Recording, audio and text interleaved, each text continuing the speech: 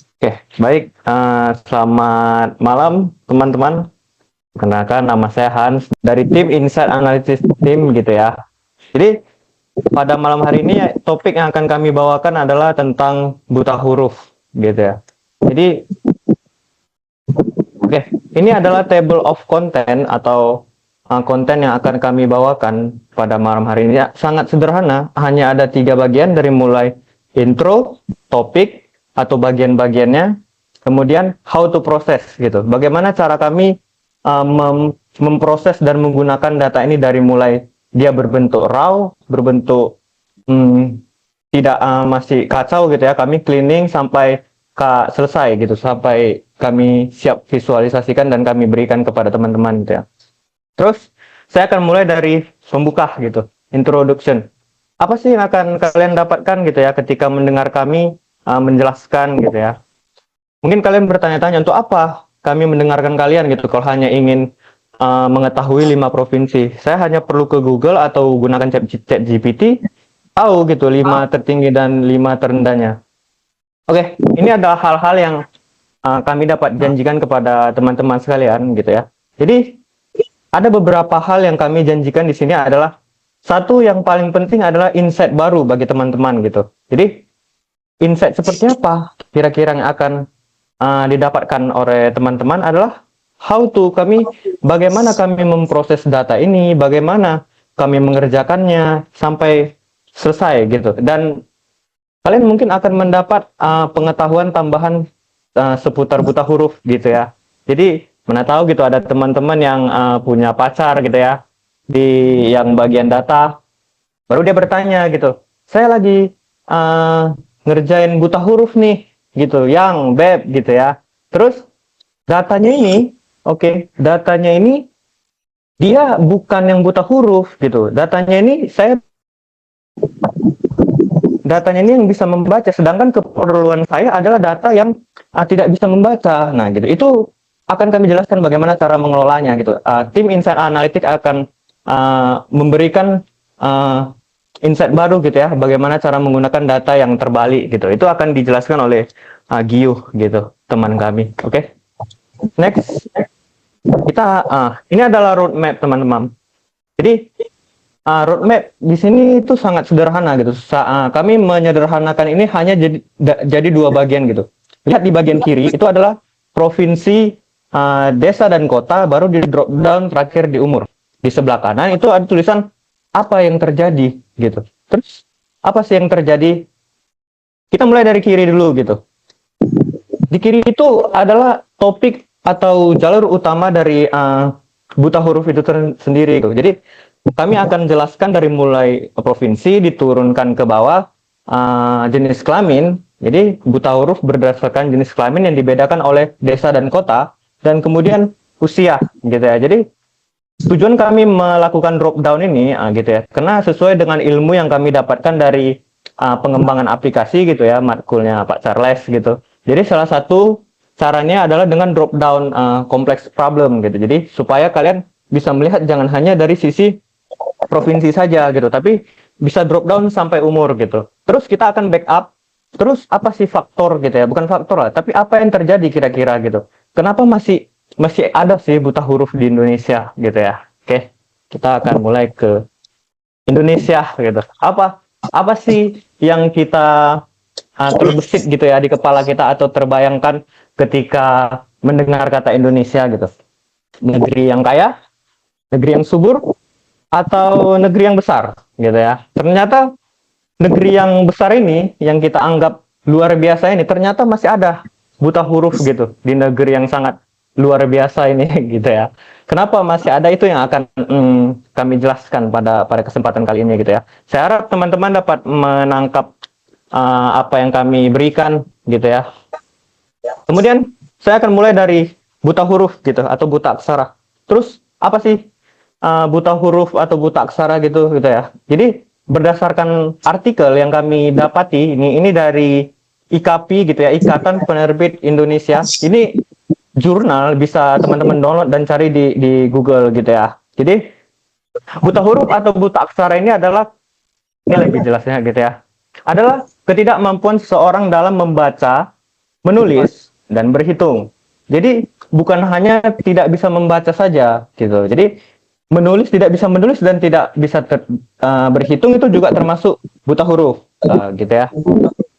Oke, terus kita akan mulai dari kita akan mulai dari seperti yang saya janjikan tadi gitu ya. Kita akan mulai dari provinsi gitu. Kita akan mulai dari top 5 provinsi teratas dan 5 provinsi terbawah. Itu akan berlanjut terus sampai kita akan jumpa lagi di data kemiskinan gitu ya. Oke, terima kasih.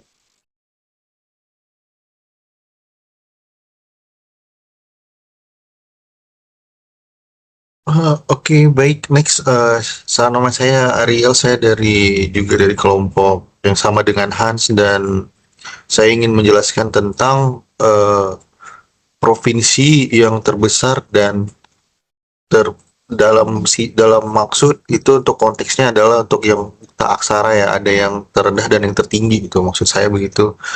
Jadi setelah kita analisis itu ada 5 untuk masing-masing, dari yang tertinggi dan terendah. Itu yang pertama, kita mulai dari yang tertinggi dulu ya. Yang pertama itu adalah untuk Provinsi Papua, yaitu adalah 16,96%, rata-rata dari 15,78%, 12,84%, dan 22,26%. Dan disusul dengan Nusa Tenggara Barat, yaitu adalah 12,96% dengan rata-rata dari 10,89%, 1,51%, dan 26,48%. Dan yang ketiga itu adalah Sulawesi Selatan yang memiliki sekitar 7,0,2% angka buta aksara. Rata-ratanya adalah 6,117%, 1,12%, dan 13,76%. Sedangkan untuk yang keempat itu ditempati oleh Kalimantan Barat, ada 6,41%, dan rata-ratanya adalah 5,21%, 0,59%, dan 13,42%. Dan yang terakhir itu dari Sulawesi Barat, yaitu adalah 6,82%, dan rata-rata dari 5,67%, dan 1,37%, dan 13,41%. Sedangkan ada 5 provinsi dengan angka buta aksara terendah itu dari tahun 2023 juga. Yang pertama itu adalah Sulawesi Utara, 0,22%, yang rata-ratanya adalah 0,21%, 0,04%, dan 0,42%. Disusul oleh DKI Jakarta yang memiliki 0,36%, rata-ratanya adalah 0,31%, 0,09%, dan 0,68%. Yang ketiga itu adalah Maluku yang memiliki 0,64%, rata-rata adalah 0,53%, 0,15%, dan 1,24%. Yang keempat ditempati oleh Sumatera Barat, memiliki sekitar 0,83%, rata-rata dari 0,69%, 0,07%, dan 1,74%. Yang terakhir untuk angka buta aksara terendah yaitu adalah Kalimantan Tengah yang memiliki sekitar 1,17%, rata-rata dari 0,97%, 0,10%, dan 2,45%. Jadi berdasarkan data yang kami analisis, buta aksara tahun 2023, Papua itu memiliki tempat posisi teratas dengan angka tertinggi sebesar 16,96%, diikuti juga oleh Nusa Tenggara Barat, Sulawesi Selatan, Kalimantan Barat, dan Sulawesi Barat. Di sisi lain, Sulawesi Utara mencatat angka buta aksara terendah, hanya 0,22%, kemudian DKI Jakarta, Maluku, Sumatera Barat, dan Kalimantan Tengah. Jadi analisis menunjukkan adanya kesenjangan yang signifikan dalam tingkat literasi antar provinsi, dengan Papua secara konsisten memiliki angka buta aksara tertinggi di semua kelompok usia, sementara provinsi seperti DKI Jakarta dan Sulawesi Utara menunjukkan tingkat literasi yang sangat baik, terutama pada kelompok usia muda. Baik, untuk selanjutnya akan dilanjutkan oleh teman saya.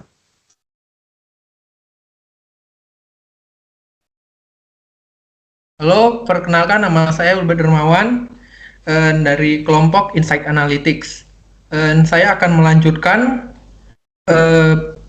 analisis kami berdasarkan jenis kelamin di desa tahun 2021 sampai 2023. Jadi dapat kita lihat berdasarkan jenis kelamin di desa tahun 2021 sampai 2023, laki-laki itu, jumlah laki-laki itu lebih rendah dibandingkan perempuan, yaitu laki-laki 23,14, sedangkan perempuan 28,29 untuk Provinsi Papua. Sama dengan Nusa Tenggara Barat, juga laki-lakinya lebih rendah dibandingkan perempuan. Begitu pula Sulawesi Selatan. Berdasarkan jenis kelamin di kota tahun 2021 sampai 2023, laki-laki juga rendah, perempuan yang tinggi. Mungkin ini terjadi karena dulu itu orang tua gitu lebih peduli terhadap anak laki-laki mereka, menyekolahkannya agar mendapatkan pekerjaan yang layak dibandingkan dengan perempuan yang disuruh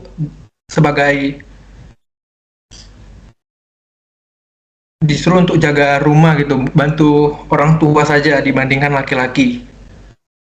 Oke, dan selanjutnya saya akan memberikan analisis berikutnya kepada Albert Nathaniel. Terima kasih.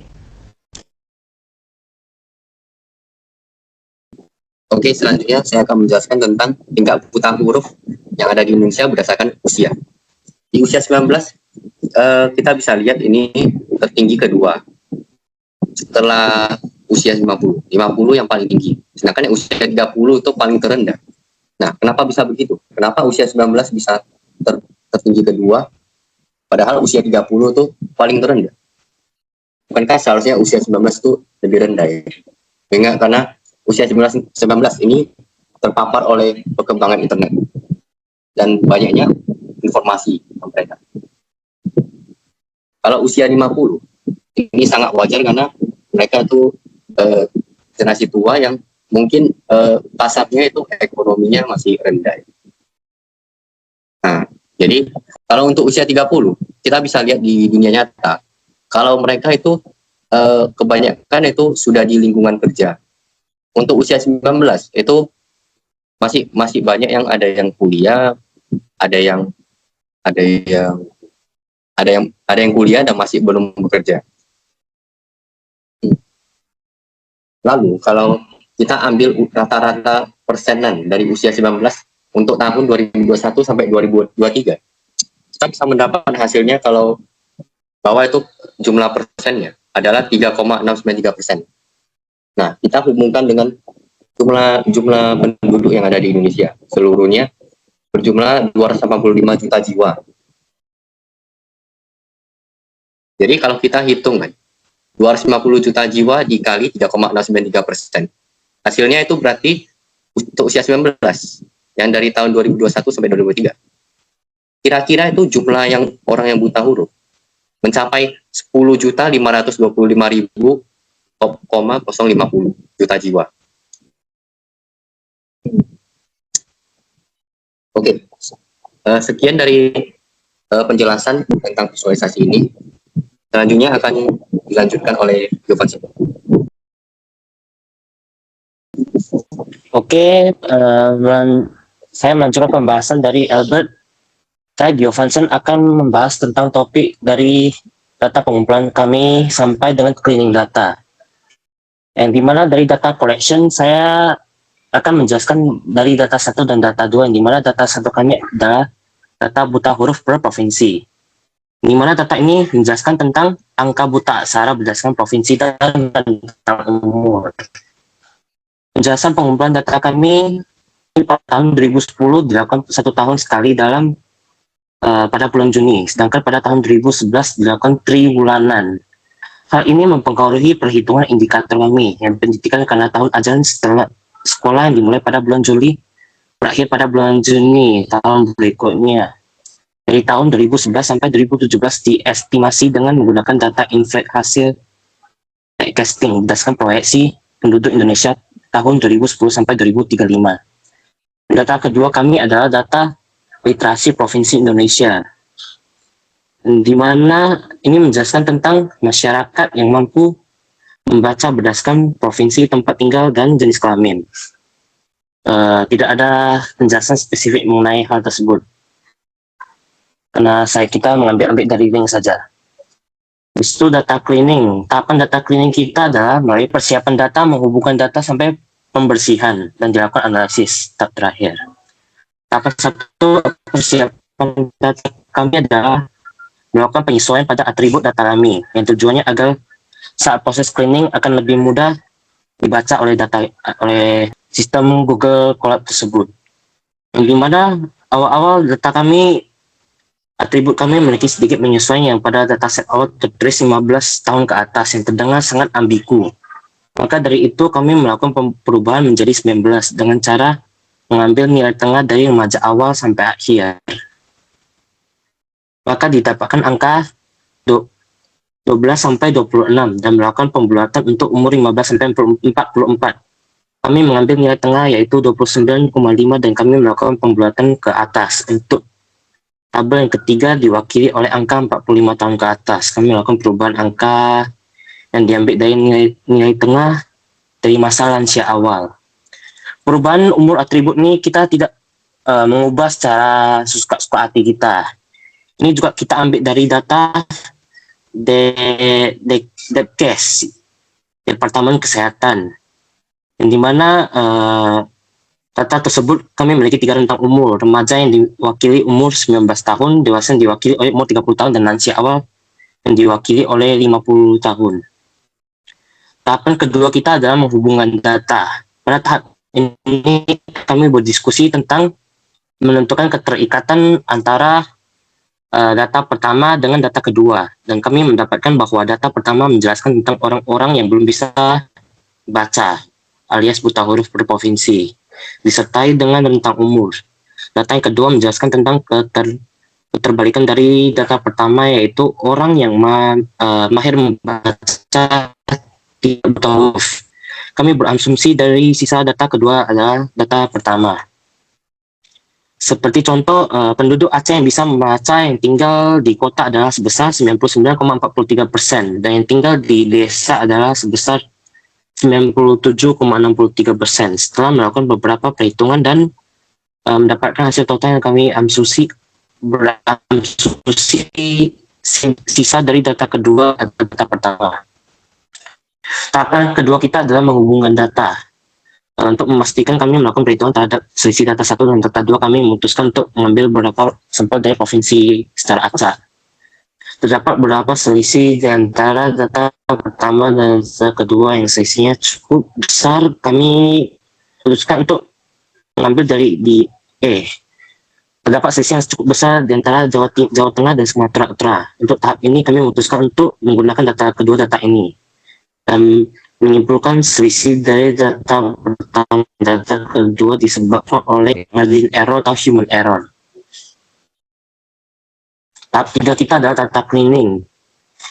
Yang cara pengerjaan data cleaning kita 25% dari bertanya kepada orang mahir yang mengenai bidang tersebut, 50% menggunakan pengetahuan pribadi kita, 75% melakukan eksplorasi menggunakan modul yang diberikan dosen maupun pembelajaran dari AI gitu. Yang pada tahap terakhir ini kami melakukan cleaning kedua data kami. Yang melakukan cleaning data 1, mengimport library Pandas dan NumPy. Masukkan data ke Google Colab dengan menggunakan library Pandas, melakukan penyesuaian terhadap atribut, menjalankan data clean, dan menunjukkan 5 data teratas. Selanjutnya kami juga mengecek jumlah baris duplikat, melihat jumlah baris yang duduk pada semua kolom, mengubah tipe data provinsi dari awalnya objek menjadi string. Kemudian data kedua kami melakukan cleaning dengan cara memuat dataset dan menampilkan 5 baris pertama dan buta huruf di perkotaan, melakukan pengecekan duplikat dari data buta huruf di perkotaan, menghapus data laki-laki dan perempuan dari kolom karena sudah terdapat data laki-laki dan perempuan yang terpisah. Menghapus kolom laki-laki dan perempuan yang rentang waktu antara tahun 2009 sampai 2020. Juga melakukan pengecekan missing value, mengganti tipe data objek pada provinsi menjadi string. Dan pedesaan kami membuat data set dan menampilkan 5 berdasarkan pertama, melakukan pengecekan duplikat ya mirip-mirip sama perkotaan tadi. Selesai.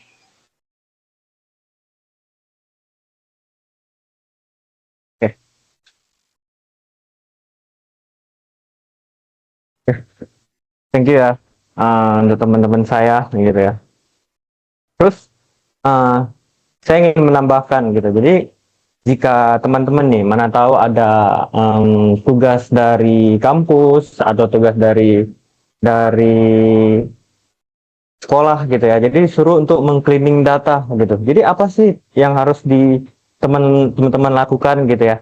Tahap pertama adalah persiapan data gitu. Teman-teman harus menyiapkan data apa aja yang mau digunakan nih gitu. Apa aja yang harus yang relevan gitu.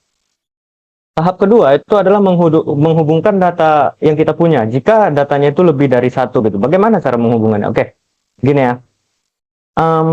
Contohnya seperti data yang tadi dapat kita lihat ya. Nah, jadi data ini gitu ya. Yang untuk kemiskinan dengan buta huruf ini adalah data yang berbeda gitu. Jadi taunya berhubungan dari mana gitu. Kita bisa menghubungkannya mungkin dengan 2 cara gitu ya. Yang pertama adalah dengan mungkin hanya melihat keterhubungannya menurut pribadi.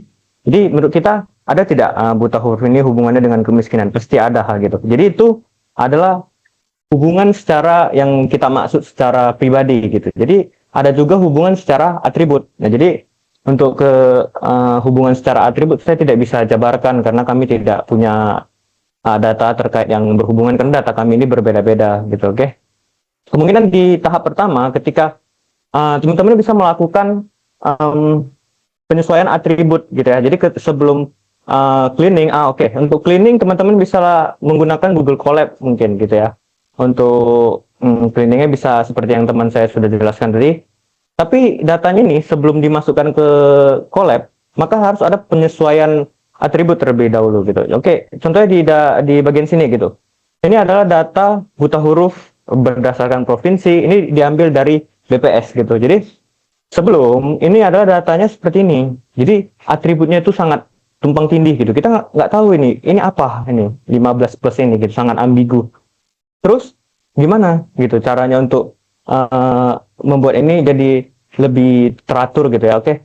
Jadi setelah kita punya datanya, kita buat dia jadi sebaris dengan cara seperti ini gitu ya. Jadi tentukan dulu umurnya, 15 plus itu dari mana gitu ya. Jadi kalau kami menentukan umurnya itu adalah menggunakan data dari Depkes gitu, Departemen Kesehatan. Jadi ini adalah teman-teman nggak boleh sembarangan gitu menentukan umurnya gitu. Jadi 15, oke, mau buat 16 deh. Baru 15 sampai 44, ya udah 16 saja, 17 saja nggak bisa gitu. Jadi harus by data gitu. Jadi 15 plus kita bisa lihat di sini. Kita mau pakai yang mana gitu. 15 plus itu kami asumsikan adalah remaja awal. Oke. Jadi kami ambil masa remaja yang dimulai dari 12 sampai 25 itu adalah sebagai atribut pertama gitu ya. Jadi atribut kedua ini adalah apa? Yang setelah remaja. Ya, tapi kami melihat yang dewasa. Yang dimulai dari 26 sampai 35. Jadi kenapa tidak dewasa akhir gitu? Kenapa dewasa awal saja gitu? Jadi karena yang mau kami highlight ini adalah generasi muda dengan generasi yang dewasa kan kacau gitu. Kalau generasi dewasa belum bisa baca gitu. Jadi itu highlight. Jadi kalau untuk lansia dan masa menua gitu. Jadi itu nggak perlulah untuk apa mereka pandai membaca gitu. Juga nggak ada gunanya gitu. Jadi begitu cara menyesuaikan atribut gitu. Jadi jangan sembarangan teman-teman. Tapi menggunakan data juga. Itu ambil dari luar juga bisa gitu. Oke. Kemudian untuk menghitung selisih gitu. Selisih ini apa sih gitu. Jadi kita lihat di data pertama ini adalah data kedua, sorry. Ini data pertama, ini data yang buta huruf gitu atau buta aksara gitu. Jadi untuk kami ingin mengambil berdasarkan jenis kelamin gitu. Data kami ada nih, tapi datanya ini terbalik gitu. Ini adalah data yang bisa membaca dimulai dari Aceh sampai sini. Oke, gimana nih cara gunakannya gitu ya? Sedangkan yang kami perlukan adalah data yang tidak bisa membaca, bukan yang bisa membaca gitu. Jadi mungkin caranya bisa dengan cara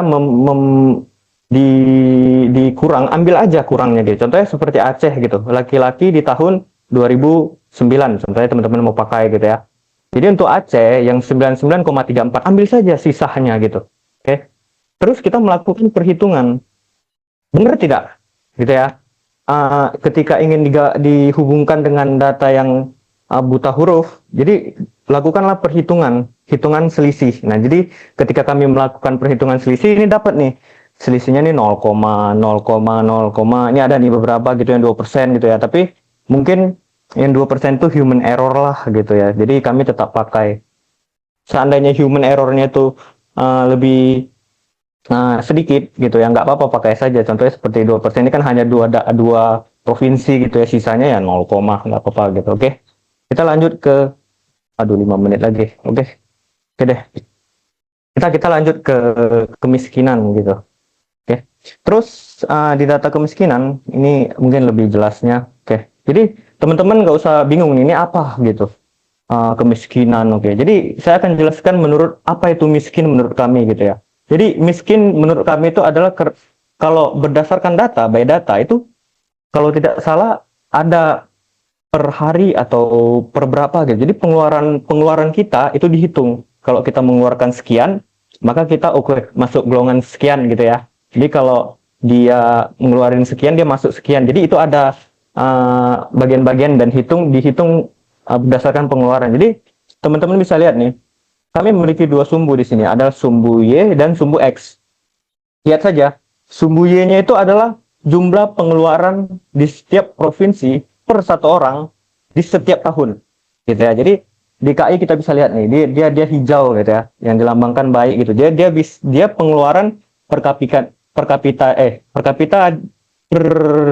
dia pengeluaran per tahun itu adalah 18,52 juta rupiah, gitu ya. Jadi tahu aja bahwasannya miskin menurut kami itu adalah pengeluaran. Jadi cara mengetahui seseorang itu mampu atau tidak mampu itu berdasarkan pengetahuannya gitu. Jadi sumbu X-nya ini, jadi Y dan X. Oke. Jadi sumbu X-nya ini adalah presentase kemiskinannya. Jadi di sebelah kanan itu Papua itu yang pengeluarannya paling sedikit 6,8 juta per tahun dan angka kemiskinannya juga sangat tinggi gitu ya.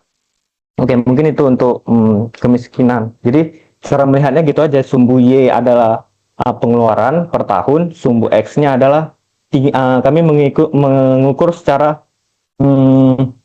berapa banyak gitu ya kemiskinannya di provinsi. Jadi kita dapat gitu. Terus, oke, mungkin sudah semua gitu ya. Dan oke, saya akan sisip-sisip sedikit gitu ya untuk di bagian usia gitu. Kenapa kami melakukan highlight gitu di bagian sini? Kenapa merah? Kenapa yang sini abu-abu? Kenapa tidak merah semua gitu ya? Jadi kami melakukan highlight di sini karena ini adalah usia emas ya, golden age atau usia emasnya Indonesia. Jadi berhubung pemerintah memiliki roadmap gitu ya, bahwasannya kita akan jadi negara maju gitu di 2045 gitu. Jadi ya sangat bullshit gitu, omongan-omong kosong lah itu. Katanya negara maju tapi buta hurufnya aja di usia 19 dari tahun 2021 sampai 2023 itu sangat tinggi gitu. Jadi ini hanya ya saya meragukan, jadi bagian dari orang yang meragukan. Jadi kami hadir hari ini adalah untuk membantu, setidaknya kami ikut berkontribusi lah, tidak secara kemampuan karena kami belum punya, tapi kami bisa secara membuka pengetahuan teman-teman gitu ya. Jadi bahwasannya ini tolong dong gitu di bagian usia itu yang 19 tolong diperbaiki gitu, jangan terlalu tinggi seperti ini gitu. Jadi itu fungsi dari highlight di sini gitu ya. Terus oke, mungkin kesimpulannya karena sisa 1 menit gitu. Oke. Jadi kesimpulannya adalah gini. Kenapa sih kami melakukan analisis gitu, analisis buta huruf? Jadi ya seperti yang saya katakan tadi, jadi kami sebagai satu tim ingin setidaknya berkontribusi lah gitu. Tidak secara memberikan uang atau apapun, tapi kami bisa berkontribusi secara pikiran gitu. Kami bisa menyumbangkan pikiran kami untuk bangsa kami yang ingin dan sedang merangkak menjadi bangsa maju gitu ya. Jadi kami berkontribusi melalui sana. Oke, mungkin itu aja deh. Karena waktunya sudah sisa 1 menit ya. Oke. Sekian dari saya dan dari tim gitu ya. Stay thinking. Thank you.